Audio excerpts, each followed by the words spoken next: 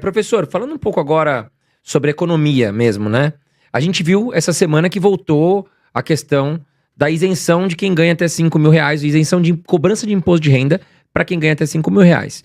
Pessoas que são a favor dizem que esse reajuste já deveria ter sido feito há mais tempo, que a questão da reforma tributária ficou antiga, que agora eles estão atualizando. Outros veem como uma medida populista, uma medida para buscar votos, porque a desaprovação do governo Lula aumentou bastante aí nos últimos meses devido à inflação, né? O que você vê? Você vê como um benefício para o Brasil, para a economia brasileira? É o momento certo para acontecer isso, sendo que a gente está tentando baixar a inflação? Como é que você avalia essa questão? Assim, você quer que eu fale algum ponto correto ou que tá tudo errado? Porque para mim tá tudo errado, né? A gente podia tentar achar algum viés ali, que, poxa, por que eu acho que tá tudo errado? Não é o momento, assim, se não fosse político, se não fosse para recuperar a popularidade, tinha sido feito logo que o presidente se reelegeu. Sim. Ele se elegeu, já reduzia ali, né? Não foi feito agora, perto de quase que um ano da eleição. Então é óbvio que é populista. Por que eu digo que, Mira, você não defende que os pobres, eles precisam... O melhor seria reajustar a tabela do imposto de renda. Porque assim, você dá uma isenção para 5 mil, de 5 a 7 tem ali, e depois já era. Por que não reajusta a tabela e aí todo mundo tem uma redução? Eu acho que seria mais justo. O grande problema que eu vejo disso aí é o quê? Vamos isentar quem ganha até 5 mil reais, mesmo porque dá quase 3 salários mínimos, né? Nem é um valor tão expressivo. E é justo que o pobre não pague imposto. Não é nem que o pobre pague menos. Não, o pobre não tem que pagar imposto de renda. Concordo. Vamos tirar esse dinheiro dos ricos. Isso aí é muito ruim. Por que é muito ruim? Porque continua aquele discurso de que estamos transformando pobres contra... criando um discurso, um embate de ricos contra pobres, pobres contra ricos. São os ricos, os malvados, que não querem... E isso divide a população. A gente rico gera emprego, né? A gente continua nessa discussão, nesse embate de brasileiros contra brasileiros. Isso é muito ruim. Então, mas como o Haddad falou, são só 140 mil pessoas e é justo que eles paguem mais impostos. E aí tem uma série de questões que a gente pode discutir que, você recebe dividendo da empresa, a empresa já pagou o imposto, né? Por isso que o dividendo é isento de imposto de renda. Mas eu não vou nem entrar nessa discussão que é muito, eu acredito que filosófica e política, mas existem N maneiras que o rico ele recebe o dividendo. Quem tem uma empresa, o que ele vai fazer?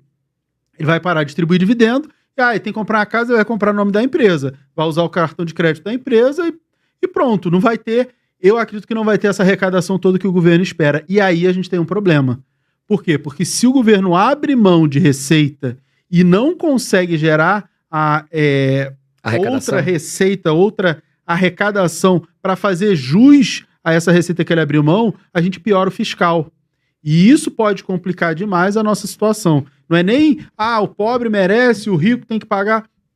Se a conta não fechar, e tem tudo para não fechar, aí a gente tem um problema fiscal maior do que o que a gente já tem hoje. Eu acho que esse é o grande problema. E, claro, a gente pode ficar discutindo de o pobre realmente não tem que pagar imposto de renda. Eu sou a favor disso. Mas, assim, como é que você vai tributar o rico? Cara, existem... Aí eles vão pra fora, né? Tem um monte de empresa indo pra fora. Existem N maneiras de se fazer. Agora, né? Existem N maneiras de se fazer isso, mas eu acho que de uma maneira mais inteligente. A gente tá num momento, talvez, também errado, né? Porque a gente tá com uma inflação que tá apertando, nós estamos com juros super altos. Quem vai pagar a conta é o mais pobre, porque os juros estão mais altos. Muitas vezes vão acabar perdendo emprego, porque as empresas não vão investir. A inflação tá alta, o alimento tá mais caro. Então você deixa de cobrar o imposto de renda, talvez do mais pobre, mas ele vai no mercado, vai pagar mais caro no arroz, vai pagar mais caro no feijão, vai pagar mais caro no café, porque foi o que o Mira falou. Se as contas públicas não fecharem a conta, os estrangeiros vão embora. O primeiro sinal é o dólar subir. Sim. Se o dólar subir, a nossa inflação vai subir junto. E aí, meu amigo, vai no mercado, o ovo vai estar mais caro, a carne tá mais cara. Todo véspera de eleição, uns 2 anos, a gente tem uma coisa que é chamada ciclo econômico político, e aí os 2 anos antes da eleição, para todos os presidentes, se você olhar o gráfico do Ibovespa, para todos os presidentes, os 2 anos antes da eleição são os anos que eles sacrificam o fiscal. Sim. Para ancorar a sua eleição pra fazer o no ano de eleição, né? justamente para fazer um populismo. Só que a gente já tem um fiscal sacrificado.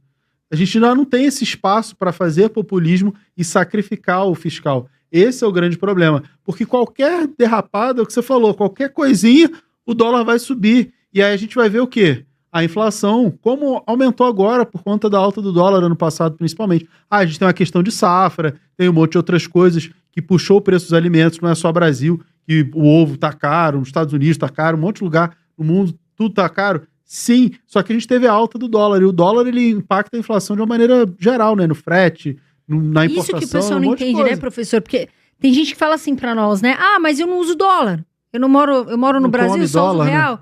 Aí, assim, às vezes a gente tem que explicar por quê. A pessoa fala, eu não tô nem aí.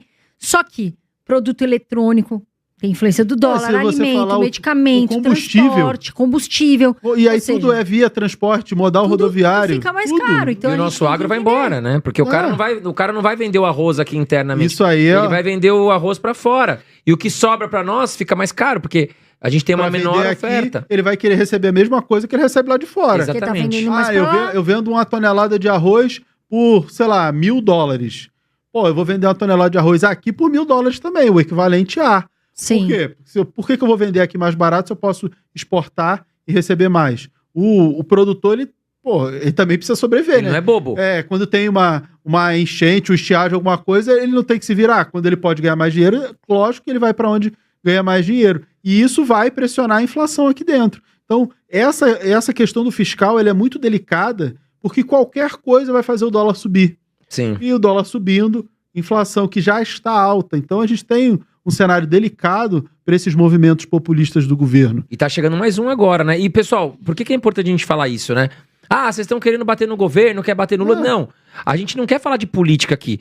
A gente não quer bater em ninguém, mas só que a política, ela anda junto com a economia. A política, ela faz preço na Bolsa de Valores. Então, para vocês que estão estudando fundo imobiliário, ações, é importante entender esses movimentos.